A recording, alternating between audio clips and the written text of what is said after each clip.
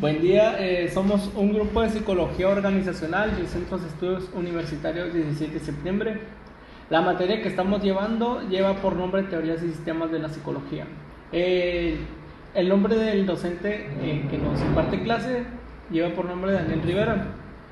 Nuestro equipo está compuesto por los siguientes integrantes: Héctor Adrián, Armando Ulloa, Joel Moreno y su servidor que está hablando, Rodrigo de la Cruz. El nombre del tema que nos tocó impartir lleva por nombre Gestalt. Mi nombre es Armando Ulloa, yo les voy a hablar sobre lo que es Gestalt. Gestalt se denomina como la corriente de la psicología de corte teórico y experimental, que se dedica al estudio de la percepción como tal. Gestalt es una palabra proveniente de alemán y se puede traducir como forma o contorno. Para la Gestalt, el ser humano organiza su percepción como totalidades, como forma o configuración, y no como una simple suma de sus partes.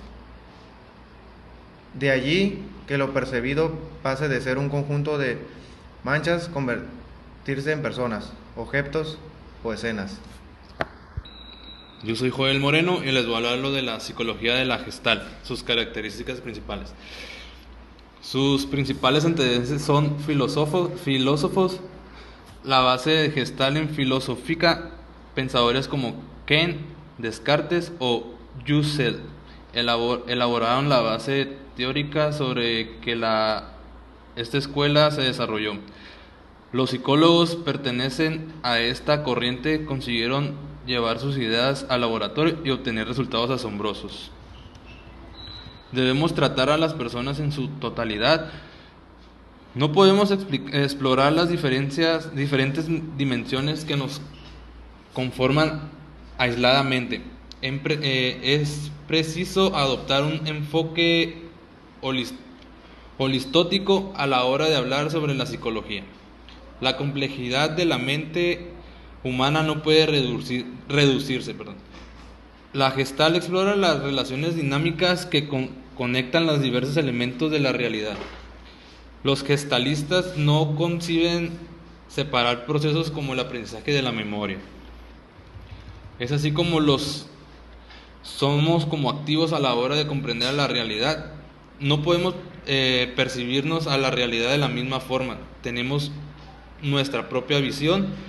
Cada uno estructura la información que recibe en función de sus experiencias previas. Es así que nuestras representaciones mentales no se corresponden por completo como con las existen en realidad. Los construimos nosotros. Igualmente somos capaces de adaptar nuestros procesos y contenidos mentales a medida que las nuevas situaciones van sucediéndose.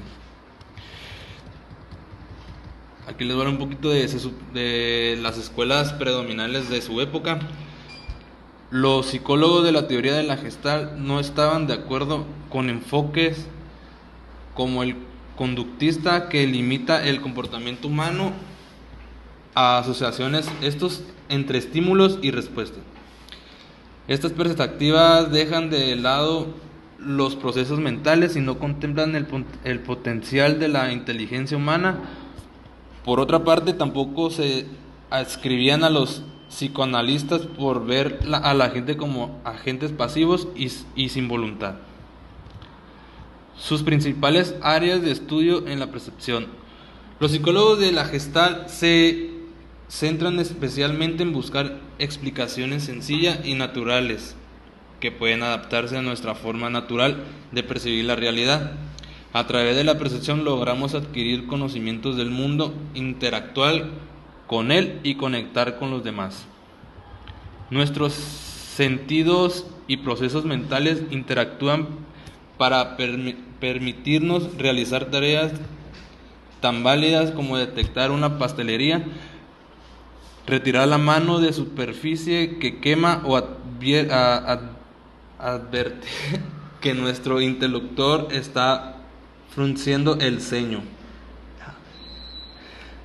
La teoría de Gestalt se centra en la percepción visual. No obstante, sus ideas han sido adaptadas a campos como el de la música.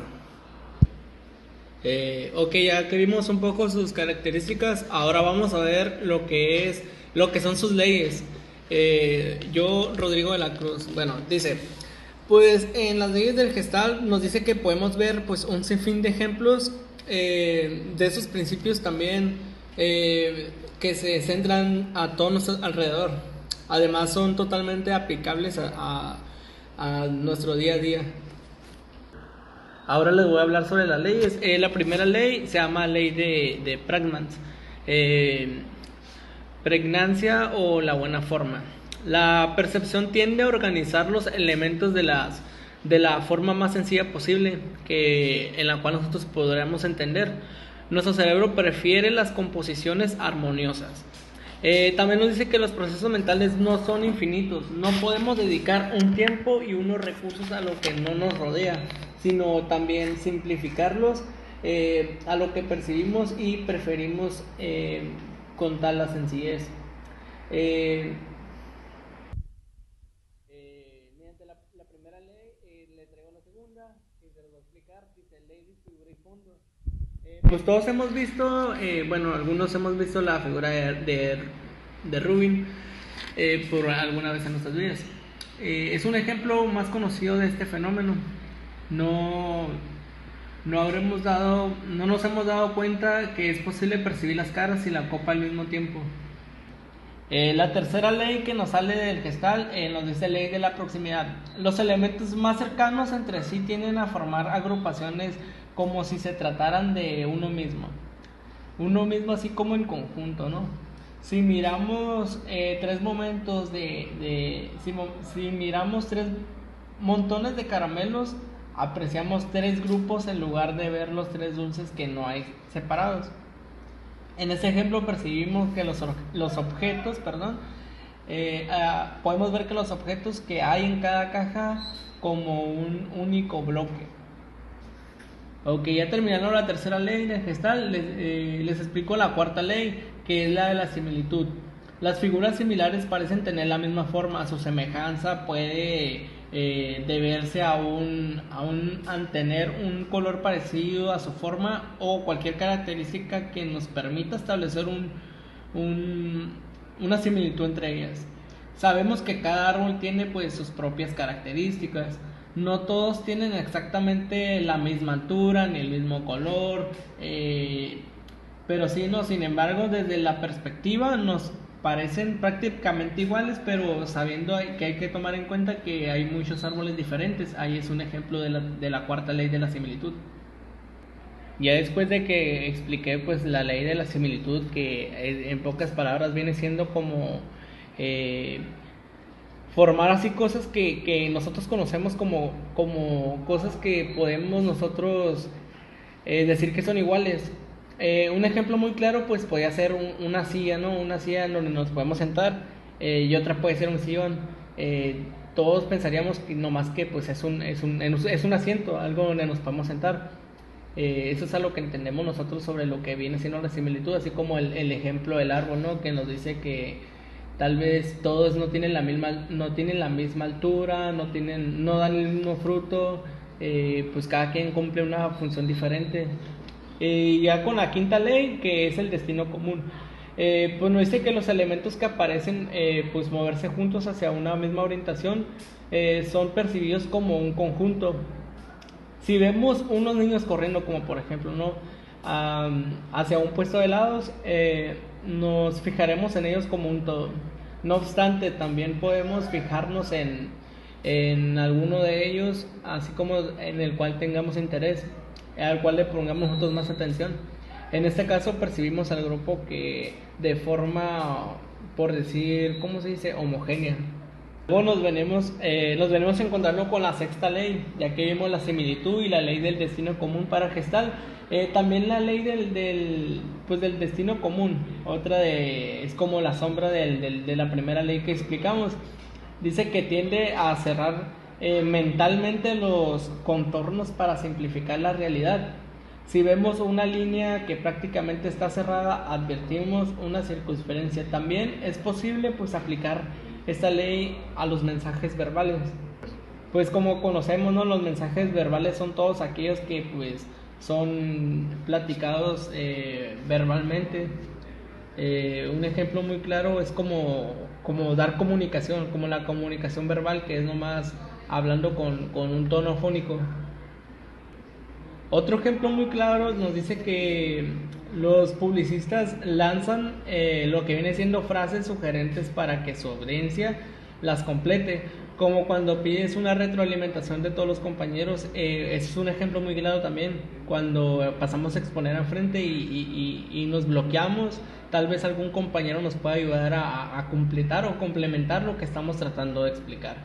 Esa técnica también requiere un poco de esfuerzo de parte del público para ser eficaz, como les dije, ¿no? En caso de que estemos explicando algo, tal vez alguien nos puede ayudar, alguien que haya, no que sepa más, sino que nos podamos sostener y en saber que podemos dar una comunicación eficiente para poder dar un buen comunicado. También mantiene el interés y puede lograr una mayor implicación. También nos dice una séptima ley, ley de la buena continuación. Pues nos dice que preferimos nosotros ignorar los cambios bruscos así como que en una imagen que estamos observando. Generalmente nos fijamos más en lo que viene siendo las características de un estímulo que nos permite percibir una continuidad, ¿sabe? ¿No? Así como lo dije de la similitud del árbol, ¿no? Podemos nosotros observar, pero podemos ver que el árbol a veces varía su tamaño, la altura, y puede ser varias diferentes su figura. Así es como nos viene siendo lo que es la figura de la continuación. Una muestra que si estamos paseando y advertimos en un cartel tapada por la mitad, seguimos sabiendo que la letra que leemos el texto viene siendo dificultades, ¿no? En este ejemplo podemos lo que viene siendo como la continuidad de las ramas, ¿no? Esos fueron las leyes del Gestalt. No sé si me di a explicar cuando di el ejemplo de la similitud, que viene siendo como la diferencia que existe entre una cosa que relacionas con todo lo que alcanzas a ver, ¿no? Y le puedes dar una continuación y una buena imaginación o una buena interpretación.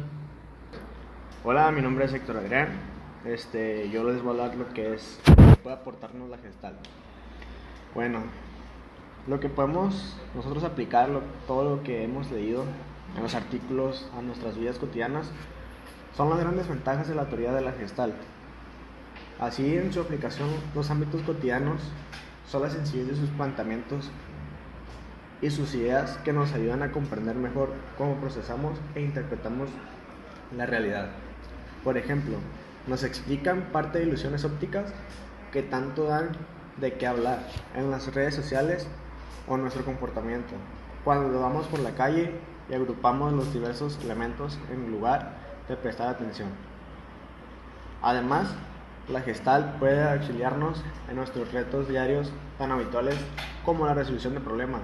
Nos anima a ser más creativos y organizados. Por otros lados, podemos seguir algunas de las indicaciones de la terapia de la Gestalt para fomentar nuestro crecimiento personal. Bueno, como les comentaba, ahora siguen las críticas de la psicología de la Gestalt, igual. Sus ideas siguen siendo exitosas aunque no se libran de los críticos. Los planteamientos de organización perceptiva gestalística son considerados vagos y ambiguos por algunos expertos. Además, otros profesionales alegan que sus experimentos no fueron lo suficientemente científicos. Por otra parte, la terapia de Gestalt es reprochada por su individualismo. Antepone que cada persona encuentre su camino aisladamente a que profundice en su lado más social. Esto puede desembocar en conductas egoístas. Sin embargo, sus defensores afirman que es preciso que nuestros descubrimientos a nosotros mismos primero para comentar posteriormente con los otros. Hay diferentes enfoques en psicología y no podemos determinar quién tiene razón. Aún así, es posible combinar distintas perspectivas para elaborar aplicaciones más completas e integradoras. Después les voy a comentar sobre la psicología de la Gestalt, pero ahora con sus autores. Estos psicólogos fueron los máximos representantes de la psicología de la Gestalt. Sus ideas siguen siendo revisadas e inspiran nuevas teorías en la actualidad en todo el mundo. Como Wolfgang Kohler fundó este movimiento junto a Koffa y Wettermeer, su principal aportación fue el aprendizaje por descubrimiento. Mantenía que este proceso es activo y dinámico. Demostró que los chimpancés intentan resolver problemas por ensayo y error. Tras varios fracasos en tareas como alcanzar comida, los primates con los que experimentó parecían reflexionar sobre la solución hasta encontrarla. De hecho, luego conseguían explorarla a nuevas situaciones similares. Después les voy a comentar sobre Max Wertheimer.